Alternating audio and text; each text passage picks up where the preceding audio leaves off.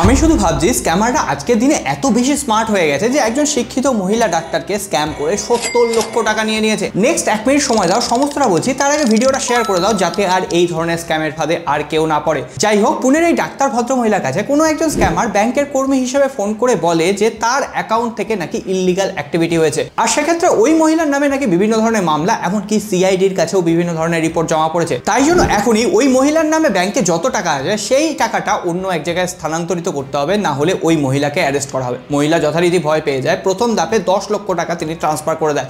এইভাবে আস্তে আস্তে ভয় দেখিয়ে কোনো সময় সিআইডি অফিসারের নাম করে ভিডিও কল করে তার কাছ থেকে 70 লক্ষ টাকা নেওয়া হয়, আর এমনভাবে তাকে ভয় দেখিয়ে দেওয়া হয়েছিল যাতে তিনি এই কথাটা আর কাউকে না বলতে পারেন। কিন্তু পরবর্তীতেও এই চাপ আরও বাড়িয়ে দিয়ে ফ্রডস্টাররা আরও টাকা দাবি করলে তার বাড়ি মর্টগেজ রাখার একটা সম্ভাবনা তৈরি হয়। তখন তিনি আত্মীয়দের কাছে এই ধরনের প্রবলেমের কথা বলে, আর তখনই এটা ফাঁস হয়ে যায় যে তিনি স্ক্যামের ফাঁদে পড়েছেন। অলরেডি 70 লক্ষ টাকা নিয়ে স্ক্যামাররা ভেগেছে। শিক্ষিত মানুষ স্ক্যাম হয়ে যাচ্ছে, তাহলে আমরা তো ছাড়।